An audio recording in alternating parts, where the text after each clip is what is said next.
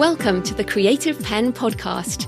I'm Joanna Penn, thriller author and creative entrepreneur, bringing you interviews, inspiration and information on writing, publishing options and marketing ideas for your book.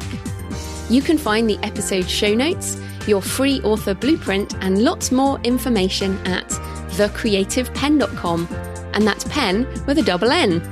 And here's the show. Hello creatives, I'm Joanna Penn and this is episode number 574 of the podcast, and it is Saturday the 18th of September 2021 as I record this. In today's show, I'm talking about writing and producing audio drama and podcast fiction with Sarah Werner. We talk about the increasingly blurred lines between podcasts, audiobooks, audio dramas and other audio projects, the challenges of writing for audio drama and the various elements you need from actors to sound effects and where to find them. As audio becomes an increasing part of the publishing landscape for both content creation and sales and marketing, this is an interesting discussion regardless of genre. So that's coming up in the interview section. In publishing and book marketing news. Well, the big news in publishing right now is the problem with distribution and supply chain for books, as well as cost increases for consumables like paper. Christine Catherine Rush has an in-depth article on her site, chriswrites.com, and you've probably noticed this supply chain issue in other areas too, as it's not just books. And although some here in the UK would like to blame it on Brexit, it's not just the UK that is struggling. And of course, Chris writes primarily from the US market perspective. As she says, the supply chain is a nightmare. It's not going to improve anytime soon. We are going through a worldwide cataclysm that touches every aspect of our lives. And of course, this is still ripples of the pandemic, but also there's quite a bit of whole saber rattling around China right now. Sure you've noticed in the news, but we're not going to get political. So Ingram sent out an email notifying all of us who use Ingram, which at this point is a lot of people. It's not just indie authors, it's also traditional publishers and our distributors that we use for POD and everything. Pretty much everyone uses Ingram. And they notified us that printing prices are set to increase between 3% to 6% depending on the market from November. A statement from Ingram says, amidst significant uncertainty in the global supply chain, Ingram Spark is committed to supporting the book industry with the best possible service through the busy holiday season and into 2022. Over the past several months, the publishing industry has seen several cost increases for consumables, such as paper and packaging materials, as well as an increase in the cost of labour. Operating safely during the pandemic has also required additional resources and investments in manufacturing and distribution centres. So Chris discusses the impact on traditional publishing and physical bookstores, which have primarily relied on print runs, which of course involves printers and paper and consumables and all of this, and often printed in China or other places where printing is cheaper.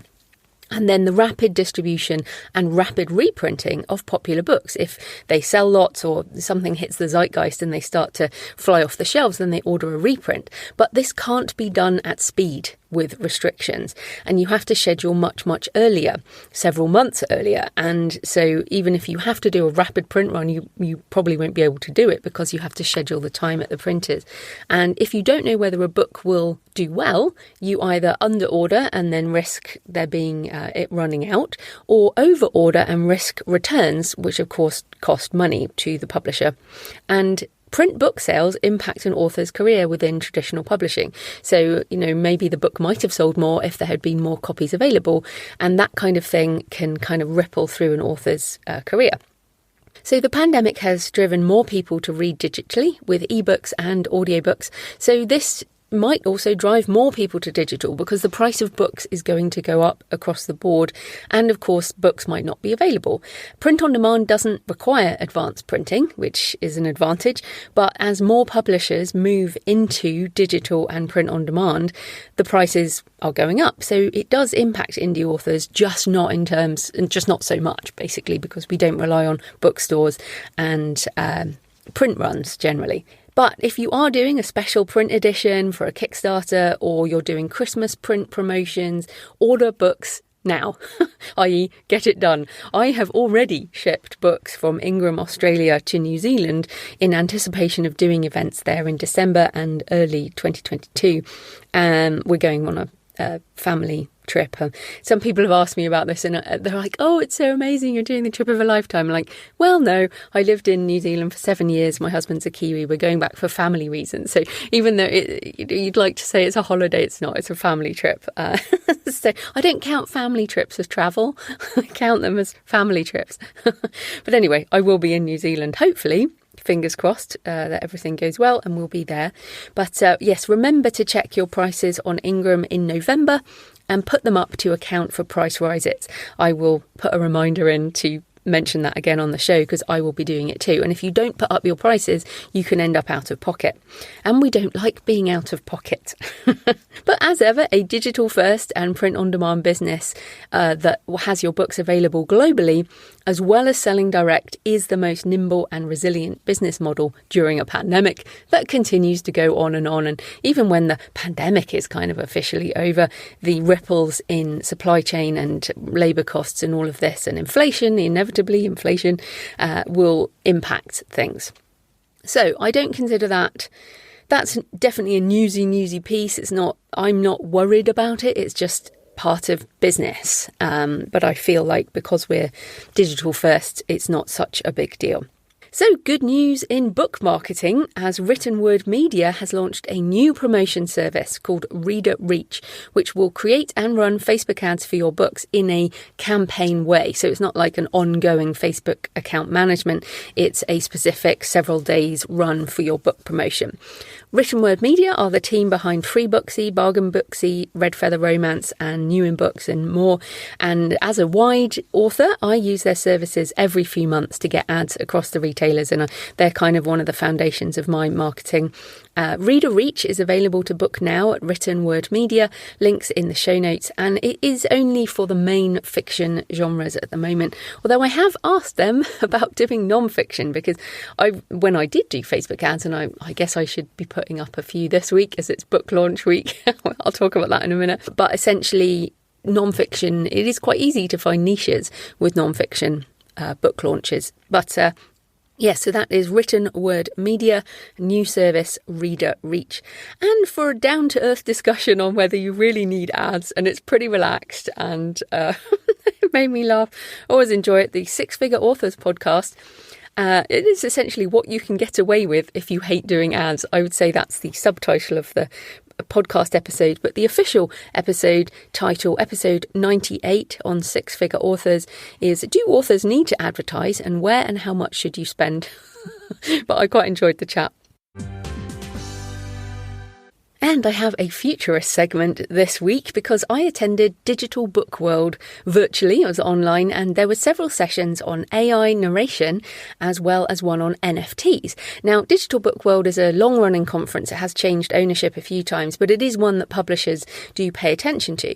And having sessions on AI narration and NFTs does demonstrate that both of these topics are moving into more mainstream publishing discussions. So on AI narration, both DeepZen and SpeechKey, who I've mentioned both of these companies before, spoke on their solutions for AI-generated audio. DeepZen said only 8% of ebooks are available in audiobook and 90% are in English. I thought that was really interesting because that clearly demonstrates a massive market that requires audio. Now, both companies say AI-generated audio is AI narrated audio is not for certain types of books, but if you think about really long, even things like textbooks or long non-fiction or long fiction where people are not going to invest in a human narrator for a 200,000 word epic fantasy unless they have a big budget, then this is really interesting. And I think these figures, so 8% of ebooks are available in audiobook format and 90% of audiobooks are in English. I mean, that's just shocking considering the market that is underserved. So don't think it's too late to get into audio. I think this is exactly showing that it's not too late.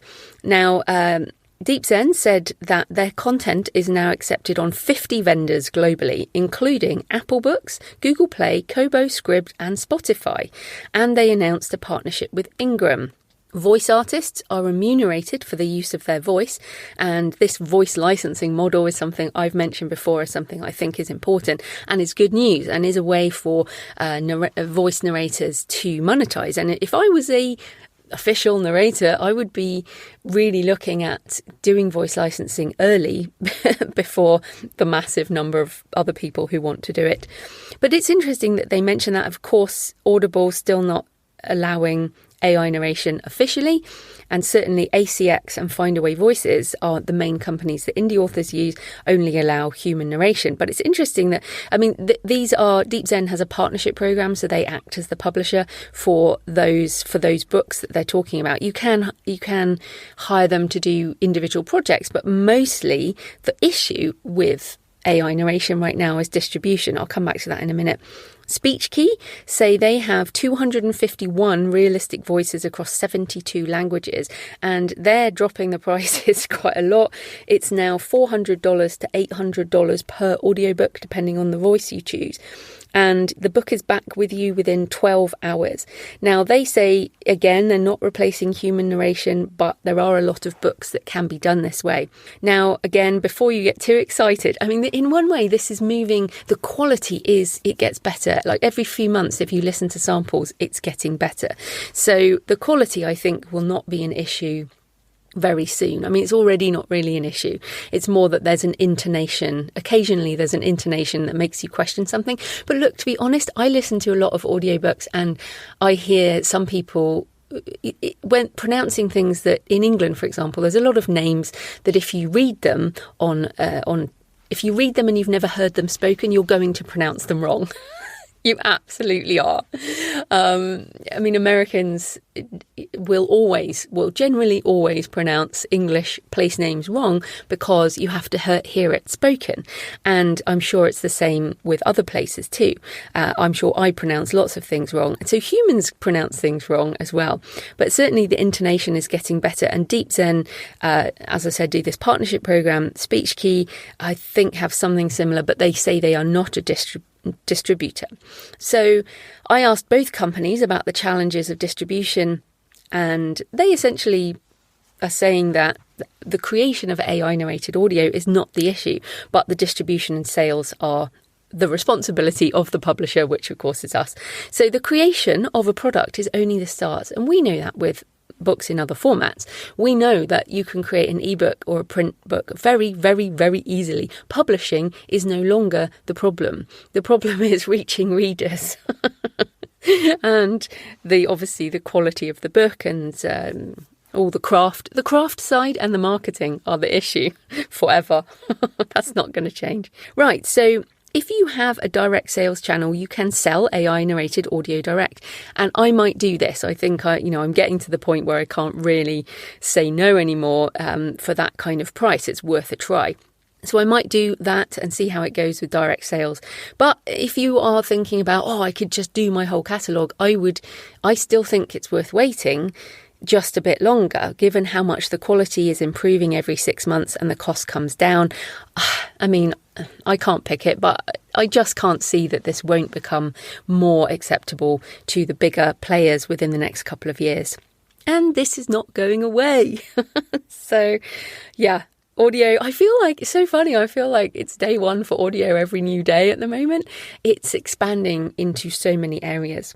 The other thing is the session on NFTs was really interesting.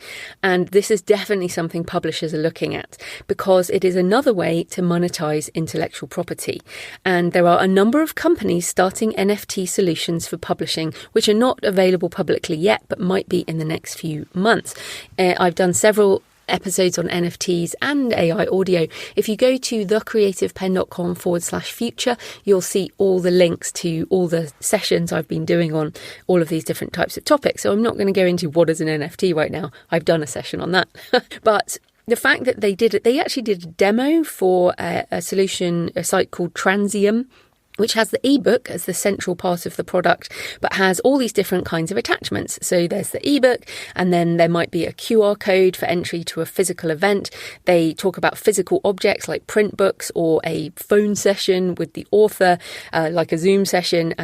Now, to me, one of the attractions with smart contracts and blockchain is resale of these digital objects, which couldn't really be done if you include physical objects or live sessions, stuff like that. But there will be, what this brought home to me is that there'll be different NFTs for different things, and that they're talking about it very much as a community builder for one way, and also for this resale market in a different way. So, for example, it can be a community thing, and you can, if you buy, let's say I have a Creative Pen episode, someone emailed me and said, what are you going to do for episode 666? Which I quite liked. So what if I decide to do an NFT for episode 666 for the Creative Pen, and basically you can buy that, and it might be access to a live recording and Q&A and something, and a special ebook. I don't even know what it could be, but the fact is that could be something that I pre-sell, and then I release that on the day. And it's another way of selling direct. And I think this is why publishers are so excited.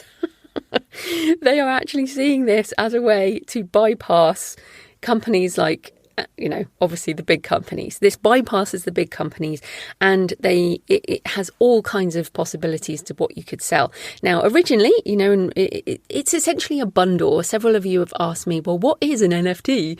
Is it like another format? No, it's not a format. It's kind of a bundle. So, for example, I am going to do one in December, and it will probably include the ebook in the multiple formats. It will include a video of me co-writing with AI, and it will also include a picture of my draft. So each NFT will include a separate picture. So these will not be the same products. There'll be different products. Essentially, they will be limited edition, and there will be a picture of my hand edits, which I do. So you'll see my handwriting and what I changed and everything. So I hope it will be interesting to both my fiction audience and my non-fiction audience, you guys, because you can actually see how I'm writing. And the videos are really funny because I've been taking the videos while I've been writing. So you can see me sitting there with my headset on and writing away. So I think this is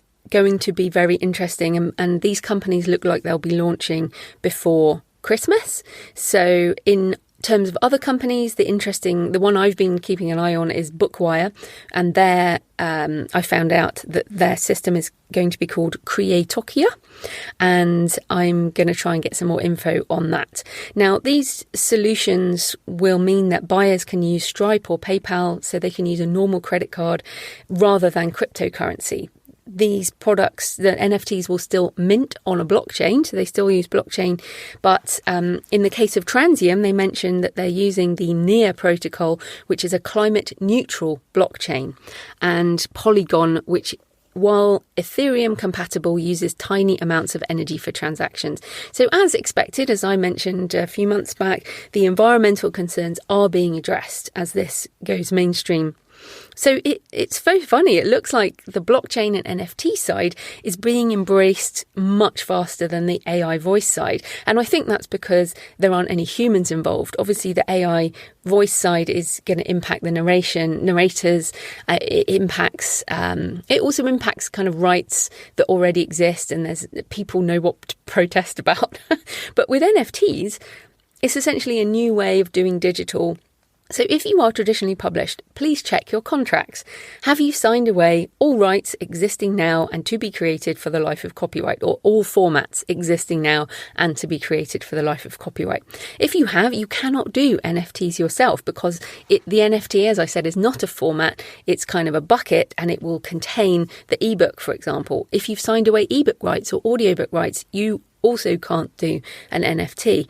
unless you get some kind of sub-right back or something. So I think this is going to be very interesting in terms of rights licensing. And if you are traditionally published, if you have signed a contract, then you need to think about this. But yeah, an NFT is kind of a digital bundle with cool stuff in.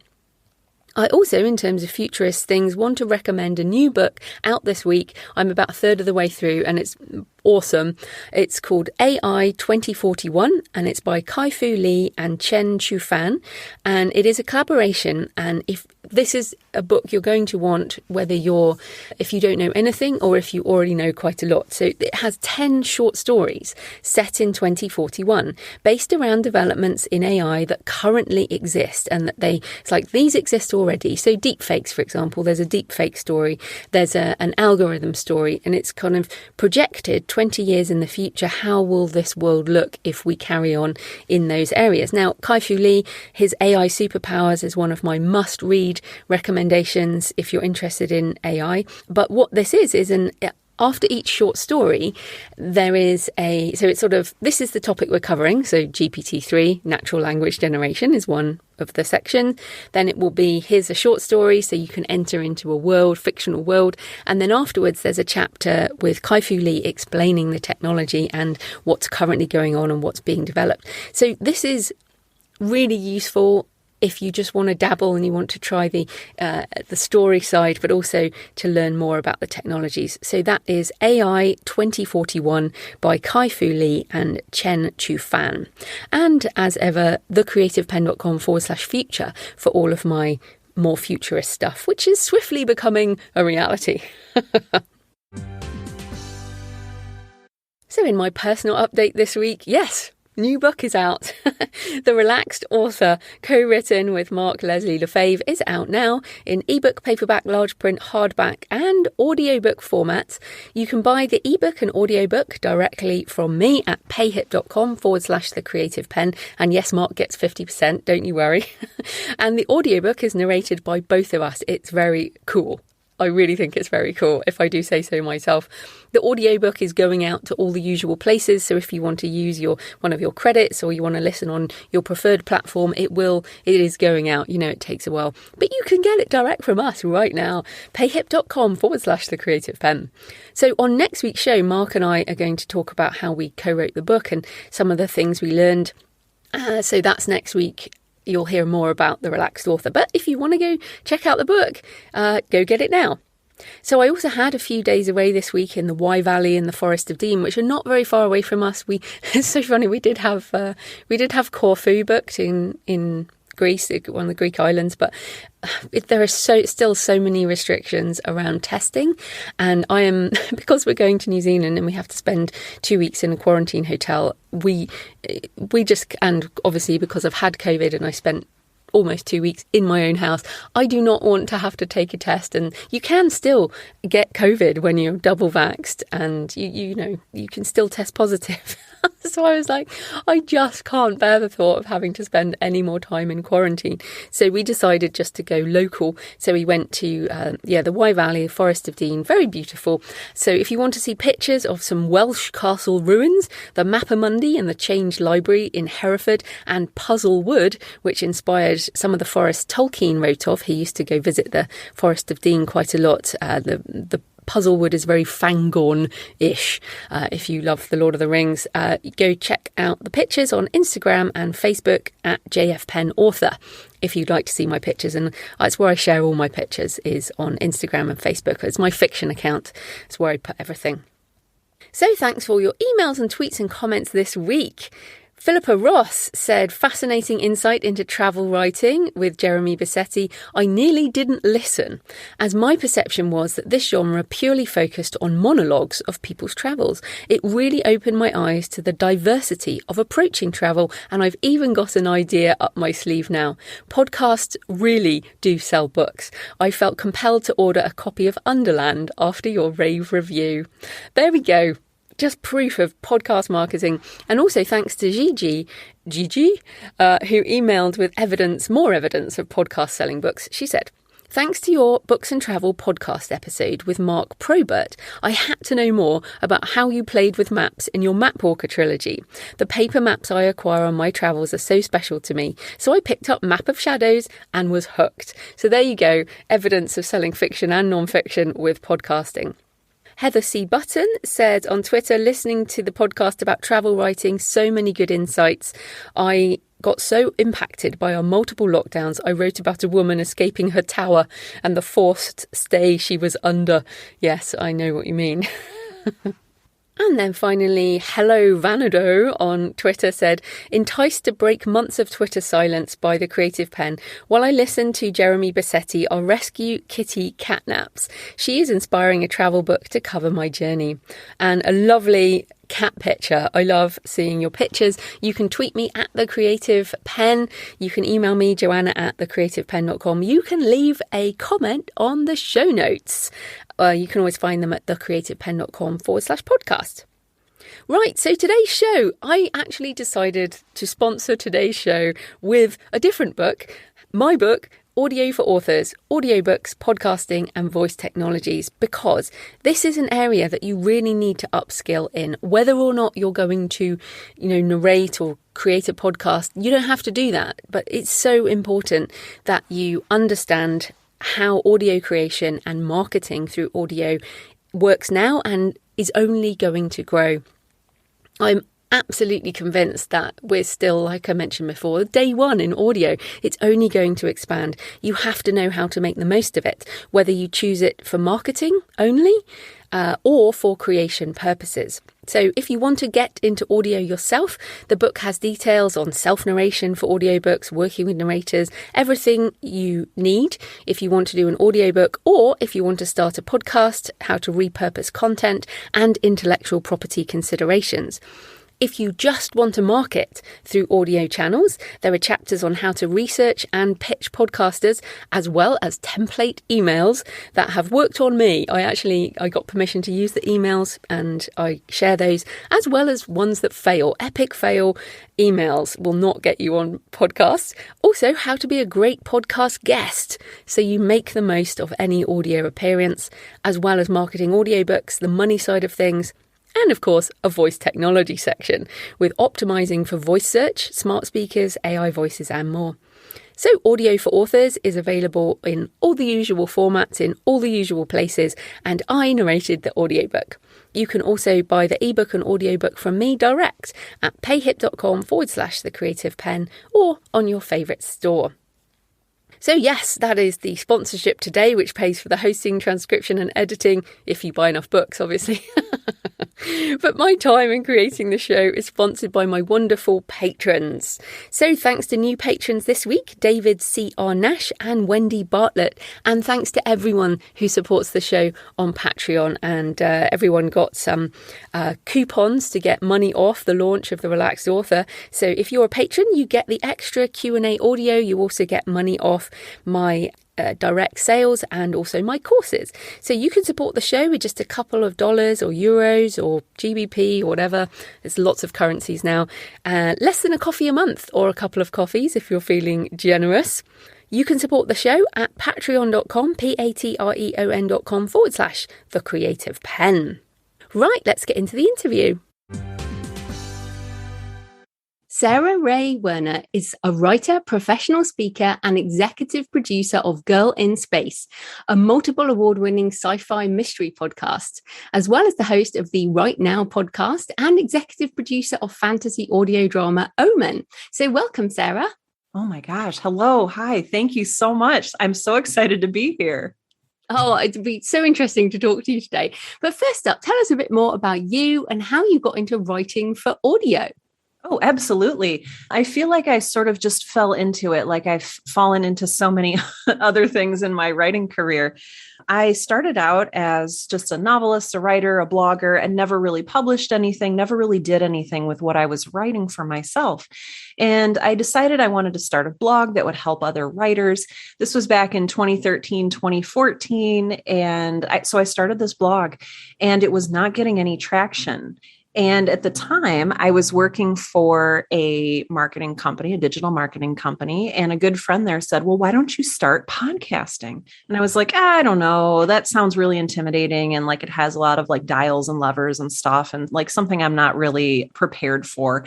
But eventually I ended up experimenting with audio, and I changed my I think I said auto instead of audio, but that's fine.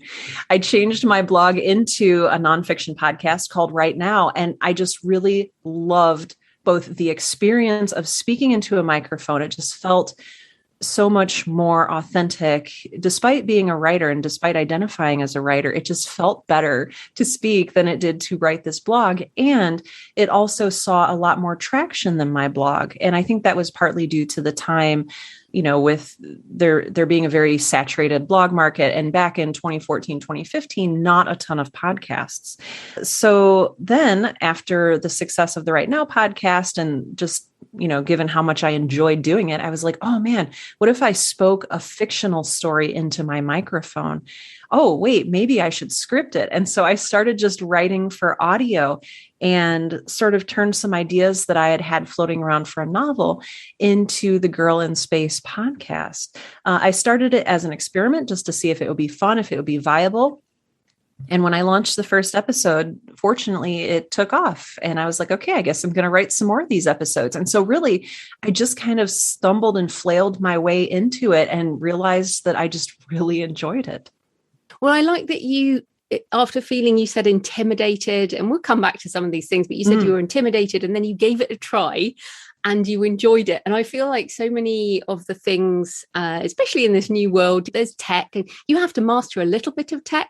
But the main thing is, oh, I'm scared of it. And then I try it and then I enjoy it. And you don't know unless you try, do you? Absolutely. Oh, that's so true. So have you gone on with your writing in book format, or are you really concentrating on the audio now? Oh, what a beautiful question. I think about this a lot. I think about, and writing is not a monolith. Writing is not just one thing to everybody. And I think about my writing for audio, which really scratches an itch because I love writing dialogue. It's largely dialogue and then like sound effects and descriptions that really don't end up coming out of the microphone. So really what you're writing is dialogue. And I love writing dialogue. And I was thinking the other day, like, oh, is this it? Is this where my path is leading? Have I gone down a path where I've excluded all other possibilities? And I was like, well, of course not. I could still write a novel. It's always been my dream to write a novel. Growing up, I read book after book after book, like I think many writers today read as children. And I wasn't allowed to watch TV growing up. And so it was just books were everything to me. And while audio felt very accessible, like there's really no gatekeepers and you can kind of just write and publish and do the whole thing yourself.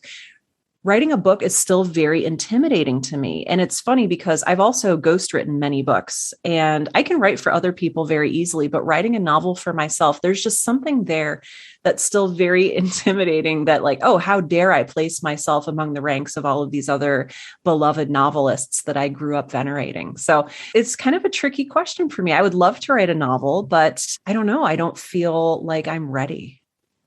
It's so interesting though, because so you say you identify as a writer, and of course you've done ghostwriting things, but you are writing for audio. And I feel like so many people, I mean, I sent you some questions, obviously we'll go off script or whatever.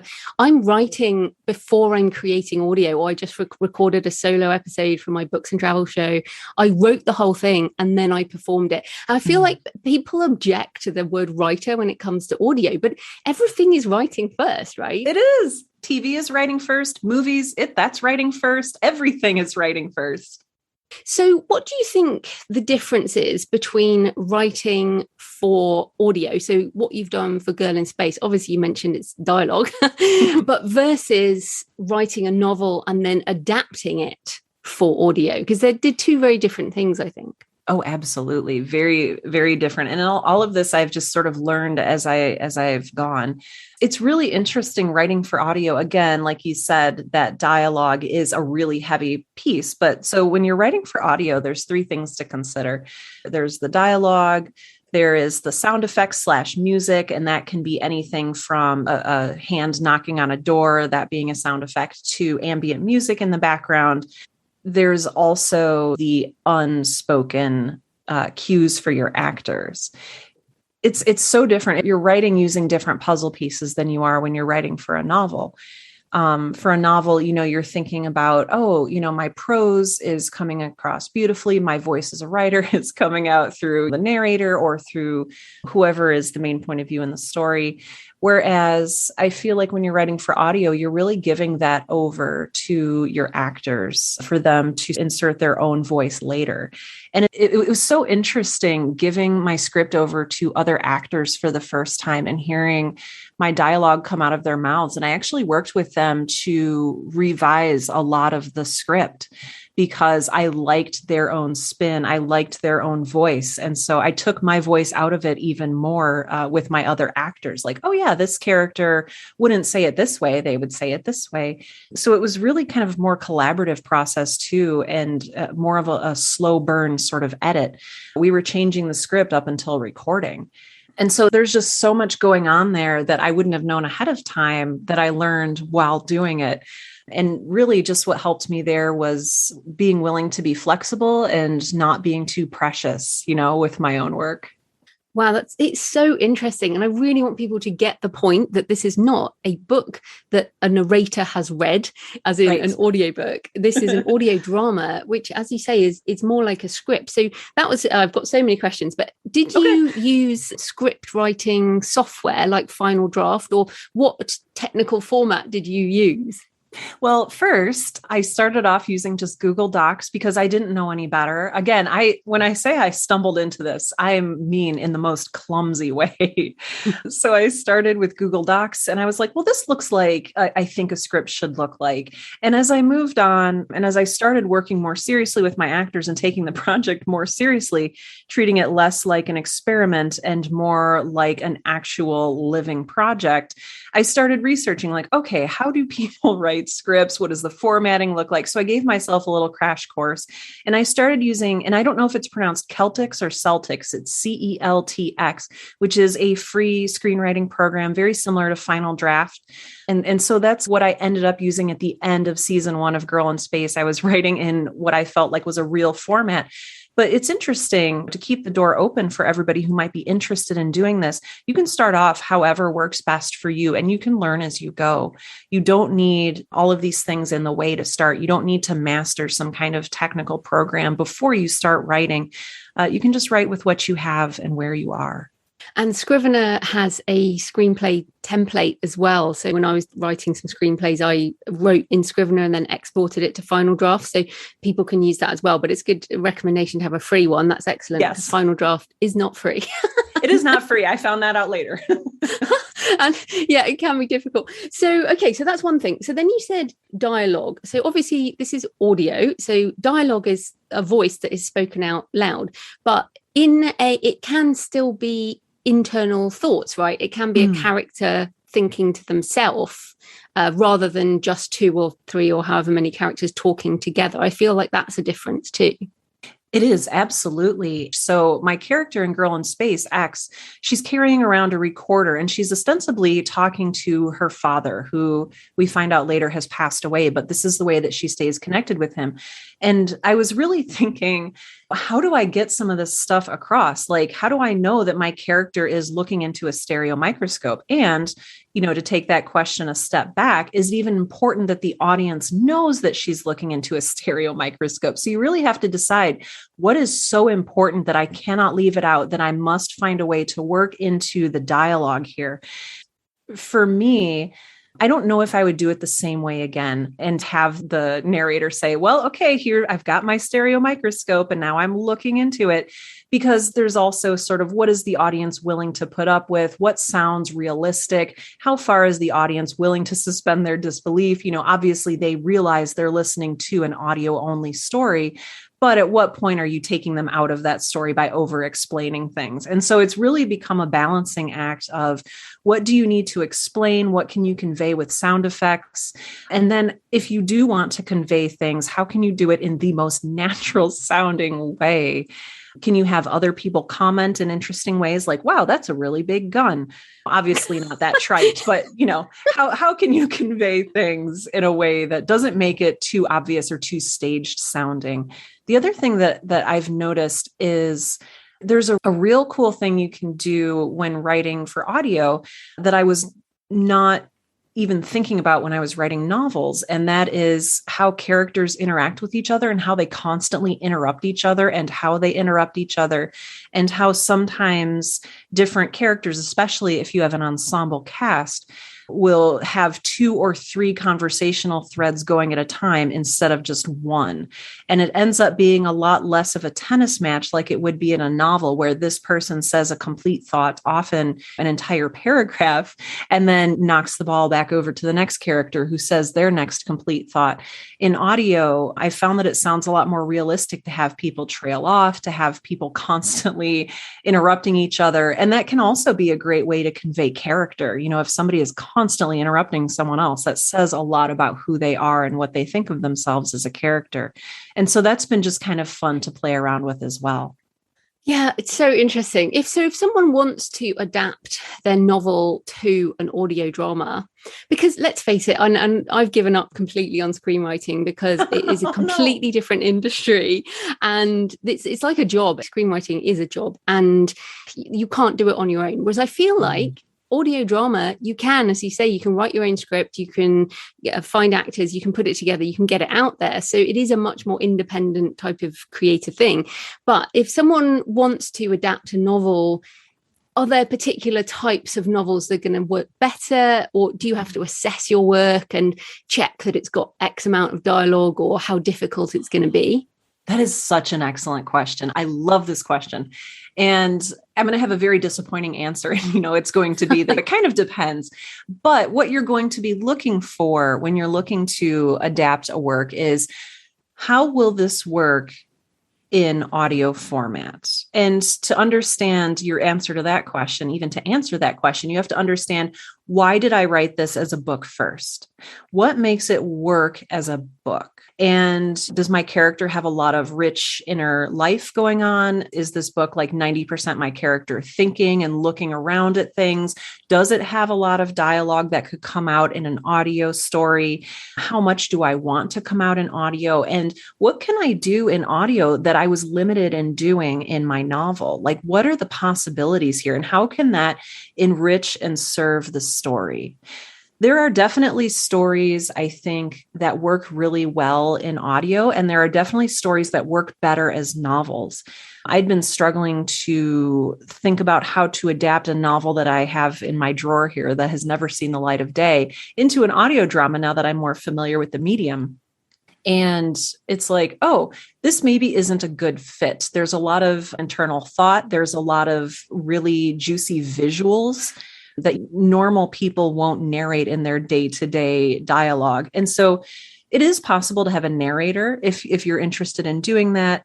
It's possible to say like, oh, and then Dorothy walked down the street and the rain was beautiful and that's really terrible. So it's possible to have a narrator, but I haven't seen a lot of really engaging audio dramas with narrators. Again, rules are meant to be broken, and you should definitely break that rule if you can do it and you can do it well. I agree with you. And I think this is where the lines are blurred now between an audiobook that someone can put out on a podcast feed in chapters, which was how I first listened to audio.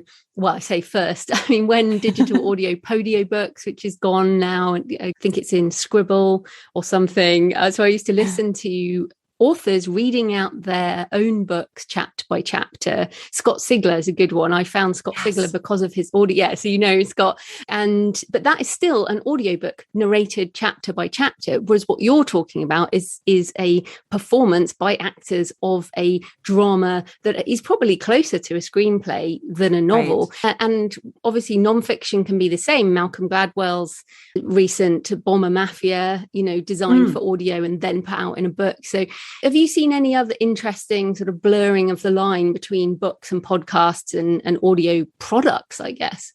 I have, and it's really interesting that you asked that. I see a lot of, especially on Reddit, where people are having discussions about, oh, is this project actually an audiobook or is it an audio drama? There's a lot of blurring of the lines there. Like, and there's also people who want to very strictly label things and say, no, it's not an audio drama unless you have different voices for each character, unless you have music and sound effects in the background. And they start listing out all these criteria to separate the two.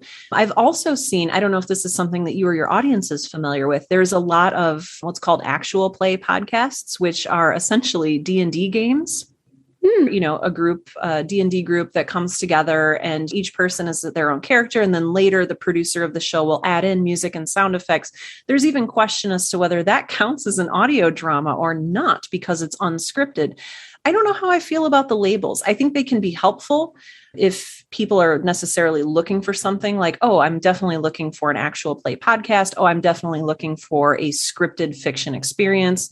Oh, I'm definitely looking for an audiobook. But I question sometimes the importance or the necessity of those labels as storytelling in audio becomes more and more ubiquitous. I agree with you in one way, in that the labels are difficult, but what the labels do help is consumers and paying for things. So right now, I can get podcast fiction for free on podcast platforms. I have to pay, or I have a monthly subscription to a audiobook platform. And I feel like if you sell an audiobook, but a podcast is free and is monetized in other ways. So this is a big question around how do you manage the money side of an audio drama, and what are the options for monetization if it's not a direct sale? Oh, absolutely. Oh, this is so weird to talk about, because we start getting into, who deserves to be paid for their storytelling and who's releasing this for free and why, and how did this all come about? But basically, there's a lot of different ways that you can monetize a podcast. One of those being, of course, the most obvious, which is advertising. And a lot of shows have ads. If it comes before the show, it's called pre-roll. If it's in the middle of the show, it's called mid-roll. And then there's also ads that roll at the very end. You might have heard these in different podcasts. It's a very popular method. Often advertising opportunities aren't available to podcasts until they grow to a certain size. So advertising is one way that you can monetize your show. Another is to rely on donations, which is what I do. I rely on a third-party platform called Patreon, where people can donate either per month or per episode, however they feel is a good amount of money. It's very unreliable, especially if you are trying to work that into a business plan. You don't know when people will come and go. You're not entirely sure. You're not guaranteed a certain amount of money. There's no contract involved. And so that is another way to make money. And then you also mentioned indirect ways of making money. And this is often what I recommend people do when they are first starting out to make money, is use your podcast as a business card. Use your podcast as a way to advertise something else that you're doing that makes money.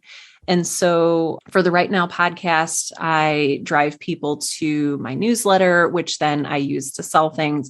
I drive people to my podcasting course, which helps me bring in passive income. With Girl in Space, which is my fictional show, it was a little different. I'm not really using that to sell anything, but I did end up selling the intellectual property itself after the show took off. And that's another avenue, is your podcast could turn into a book deal, a movie deal, a TV deal. It could be adapted for other things. People might want to buy the rights for it.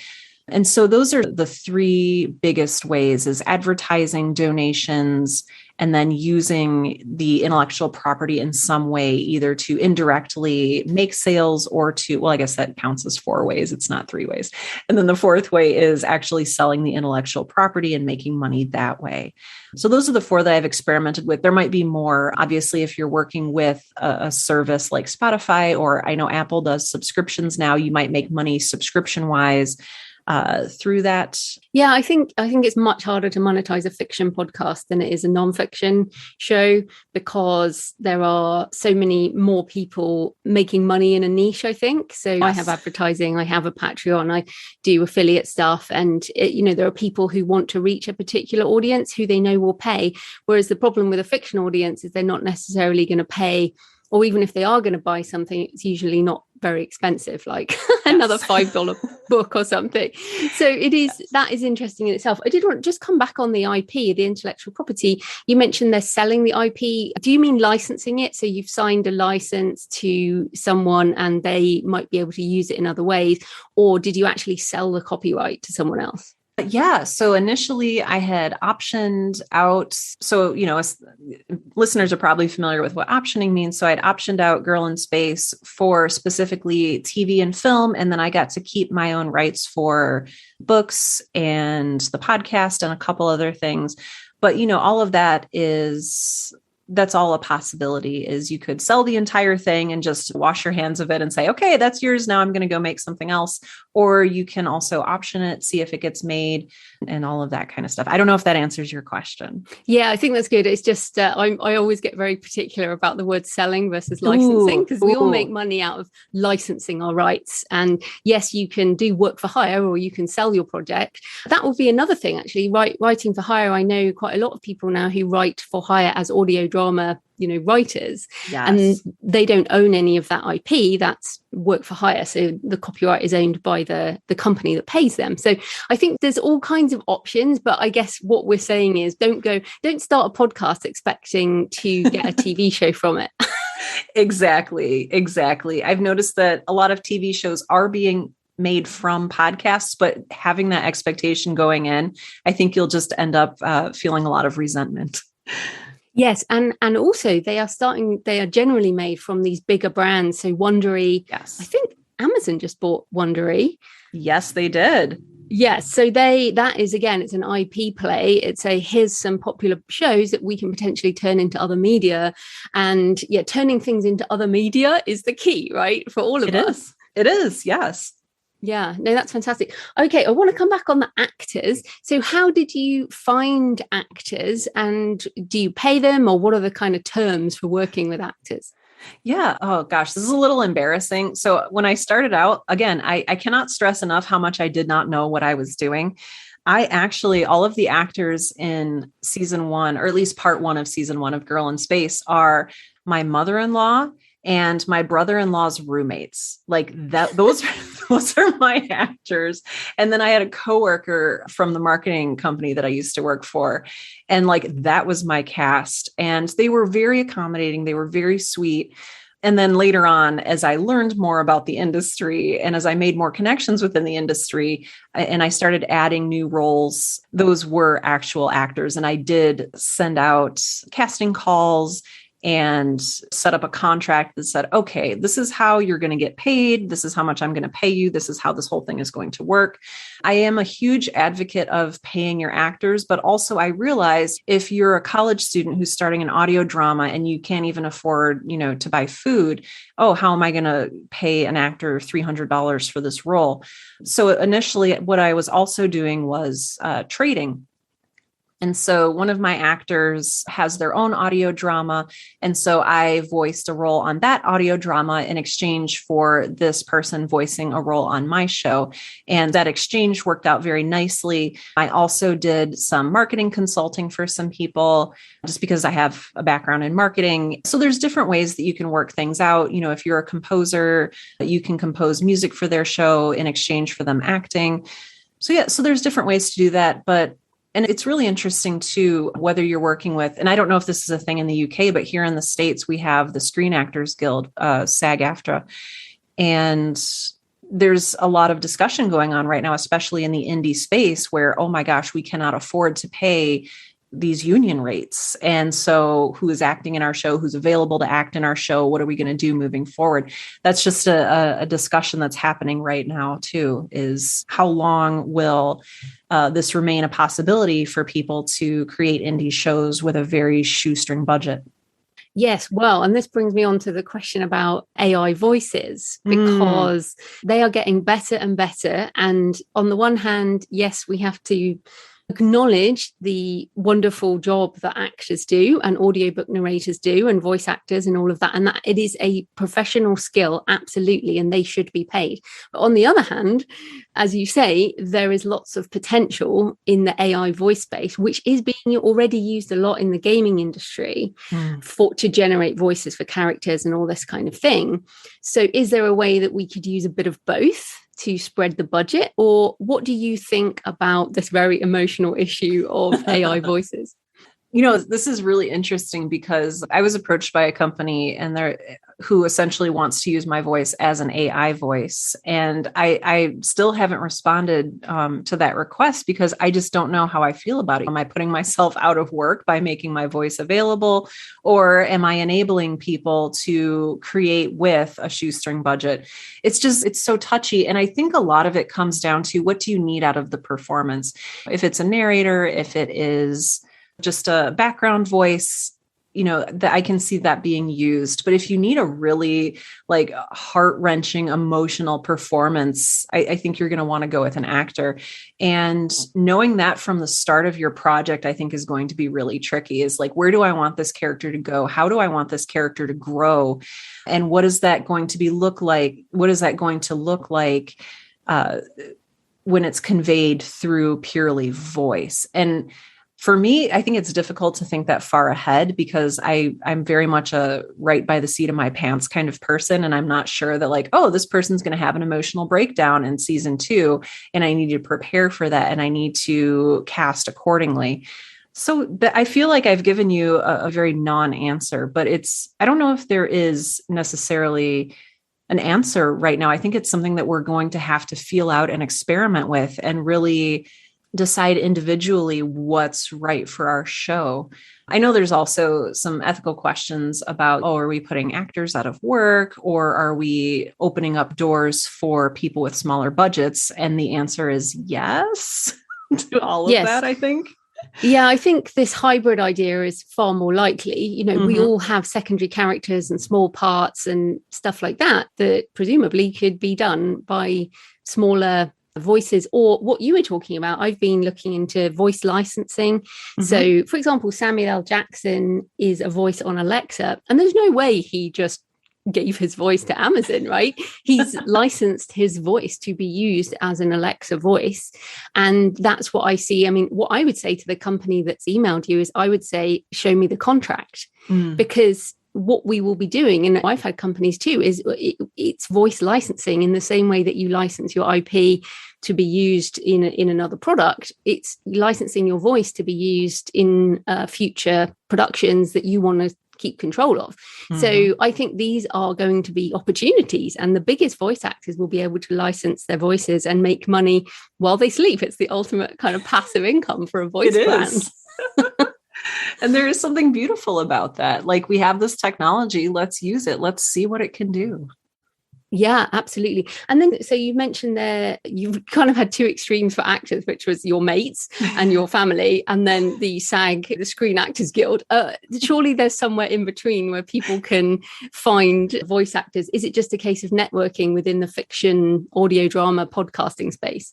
It is. I found mine on Twitter. I know that there's websites like Backstage where you can put out casting calls, and you won't necessarily get the most famous voice actor, but you might find someone who fits your show really well. Yeah. So mine ended up being later on a lot of networking, just a lot of, I'm part of the podcasting community, especially the audio drama community now. And so I kind of know who to ask, hey, can you share this casting call with the voice actors you work with? And word just gets around.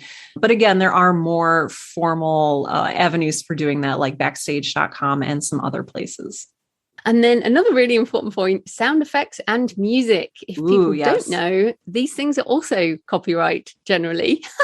They are, yes. Yes. So you can't just go, oh, yeah, I really like that song by Taylor Swift or whatever, so I'm going to stick it in my podcast. So what are your recommendations around sound effects and music and making sure they're royalty free or Creative Commons or stuff like that? Absolutely. I always tell people be very, very careful and very respectful when you are using any kind of sound that you don't make yourself. I usually advise people, like, if you're able to, if you have like a small Zoom recorder or if you have a portable recorder, to try making your own Foley. It's very hard to get a very clean recording, but it's also kind of fun to learn and experiment with. However, if it's not possible for you to make your own background sounds or sound effects, please, again, be very, very careful. I use a website called freesound.org, and you can filter on that website. You can search and filter for sound effects. So if I'm looking for feet walking on gravel, you can find things that are Creative Commons 0. You can find things that are Creative Commons attribution, which means that you need to reference and source those in the credits of your show and provide links as necessary in your show notes. And so there's just a huge wild world there. Just as you're searching for sound effects, if that's something that you're doing, please be very, very careful about the licensing. I don't want you to get into trouble. There are also sound effect libraries that you can purchase. And again, you're licensing those from different corporations, and a sound effect is a great place to start. They have some great libraries. And then as far as music goes, again, yes, please do not use a Taylor Swift song unless you are Taylor Swift or you have a contract with her personally. It can be really difficult to find music that is what we call pod safe. I like to use, there's a website called Incompetech, Incompetech, that's done by Kevin MacLeod. You can hear Kevin MacLeod's music in so many podcasts because he creates pod safe music that is a Creative Commons 0 license. So I would definitely encourage you to start there. There are also possibilities for working with a composer. My partner, Tim, for his audio drama Omen, just looked on Twitter and said, hey, are there any composers who would like to get paid money to make music for my show? And he had a few people say, hey, I'd love to do that. And so he worked out contracts with them, and they composed the intro song, the outro song, and then some transitional music for between scenes. And he really enjoyed that. And it really is kind of cool to have music that is specifically written for your show that exactly is tailored to the tone and the mood that you want to set with your show. The only thing with that is, it does get a little expensive because you are paying another artist for their time to create something for you. Yeah, and actually it's funny you mentioned Incompetech, because this show uses one of Kevin's pieces, which I got from Incompetech, and credit him on the show notes page. And I also, for my books and travel show, I licensed it from Audio Jungle, which you can license up to a certain number of downloads per episode, or total number of downloads or something. So I bought a really massive license in the hope that it would grow. And I also wanted to mention openculture.com, which has and places like the British Library, and they release sound effects and libraries of all kinds of things, video and audio and images and things for people to use. So that would be another thing. Absolutely. And WNYC here in the States is a New York public radio station, and they also have a large library of royalty-free songs that you can use. Yes. So emphasis on the royalty-free or the Creative Commons, and look at those licenses. But yeah, super important. So there's so many things I'd like to ask you, but I do want to ask you about marketing, because what's so funny is you mentioned 2013, your blog wasn't getting any traction, but you were able to get traction on your podcast because the market wasn't so full.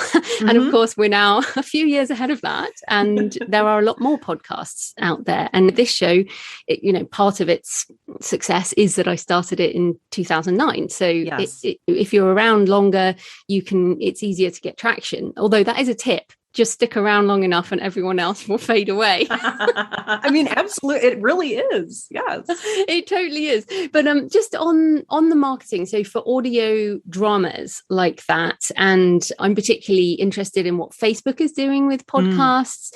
So what are your tips if people do write an audio drama or they set up a podcast? What are the best ways to market them? Oh, this is one of my favorite things to talk about. I take just a full spectrum approach to marketing, and that includes asking yourself a lot of questions about why you're doing this in the first place and what do you want to achieve with your show. So we really start by identifying, number one, what do you want out of this experience? Because how you market it will determine what you get out of that. And so if you want to build a huge fan base, if you want people making fan art about your show, if you want people writing fan fiction, then you're going to do one thing. Whereas if you want to create your show and make money and, eventually license it, to someone else to be adapted into something else, you're going to do things slightly different. And so understanding why are you doing this and what you want out of the experience is going to be your very first step. Your second step is going to be understanding who is this for? Who is the audience that is going to really, really love my work? And we talk about audience demographics like, on gender, location, age. There's all those sort of ready-made marketing demographics. But I encourage people to also think about, where are the people who are going to be listening to your show? What else do they enjoy? What other spaces are they in? I found that can be a lot more valuable than identifying the gender or the age of a potential listener. It tells you more about them. What are their other interests? So, the Right Now podcast obviously is going to appeal to writers and book lovers. Girl in Space is going to appeal to people who really perhaps enjoyed the Mass Effect video games, or they love science fiction. So there's ways to identify common interests. And then those are the spaces that you're going to become a part of those communities online. So there's also, the question of budget. And if you want to do it all for free, so with what's called organic reach, then you're going to do things a little bit differently than if you have a budget for an ad spend. I did both of my shows. I have not done any ad spend. I've done it just all organically. And so that's what I kind of prefer to talk about, especially since the podcasters I work with, they're already struggling to pay their actors and they don't really have hundreds of dollars for like a Google ad spend. And so really, after we've identified why we're doing this, what we want to get out of it, and who our audience is, we need to identify where our audience is online. And so I've noticed a lot of specifically audio drama audiences right now, and this is going to become outdated probably with even a year or even 6 months, is Instagram, Tumblr, and Twitter. There's also a huge fan base for audio dramas on Reddit, if you're a part of that community. But really, it comes down to not simply using a social media platform to shout about your show, but it's using those platforms to build and become a part of a community. Because it's really marketing, at least the way that I've done marketing in the past, has been very community-based, where you become a part of a community, and whether that community is other creators or whether that community is fans of your show or whether there's a little crossover of both is going to determine how you talk about your show and where you talk about it. Social media wise, I've found that I call it the 80-20 approach. 80% of the time you should be engaging with your community, providing value, providing whatever it is the tone of your show is. So if you have an educational show, share resources, share interviews, promote other shows that are like yours. Yes, it's not a dangerous thing to do that. Yes, we can all get along in a big, happy space. I'm very much an advocate of that. There's not a lot of competition that I'd want to encourage. And then understanding where people are congregating about sort of the fan side. Often they're two very different audiences. And this is something that a lot of independent creators don't realize is, am I marketing to other creators? Am I building community with other creators? Or am I marketing to people who are going to potentially listen to my show? So I feel like there's this 10-hour talk I could give about marketing. But the 80-20 rule is basically 80% of the time provide value, 20% of the time you can talk about your own show. You can promote your own work and say, hey, listen to my show. But really, the majority of what you should be doing in any sort of online community is giving instead of what I call taking, which is advertising your show. Again, that's just me. That's the parameters that I've set for myself and that I advise for other people. But there are, of course, a million different ways to market and advertise your show online. Well, it's very similar to books, really. Book marketing, everything you said is what I would say about being an author. And this show is entirely organic. I've never done any paid advertising for this podcast. And I mean, what happens again, we talked about longevity. The longer you're around, the more things spread by word of mouth. And that is gold. And yes. So thank you to everyone listening who spreads the word. Yes. But also I would say audio marketing going on podcasts. You're here, you're talking about shows, and some people are going to come over and check out your podcasts because you're right now talking to audio people who listen. And I feel like that's the other thing people forget is if your product is in audio, then do audio marketing. That's probably an important thing. Oh, it absolutely is. And especially that reminds me too, another way that's a great way to promote your show is to do promo swaps with other shows. So if there's another indie show that has a similar audience to you, you can send each other a 30-second clip or some kind of little ad to play and share in each other's audiences that way. And that's a great way to grow your show. Absolutely. Right. Well, where can people find you and your podcasts and everything you do online? Well, gosh, thank you for asking. People can find me out at sarahwerner.com. That's SARAHWERNER.com. There are links there to the Right Now podcast, to Girl in Space, which is my fictional podcast, and also my newsletter and all sorts of free ebooks and stuff that are just available for download. So check those out. I do have a Right Now podcast episode with Joanna Penn, which was just the highlight of my early podcasting career. So thank you. I was going to say it's quite old now, isn't it? It is. Thank you for being a guest years ago. I appreciate you so much. And I just want to say thank you to you and to your listeners for listening to me ramble about podcasting and writing today. Oh, well, thanks so much for your time, Sarah. That was great. Thank you.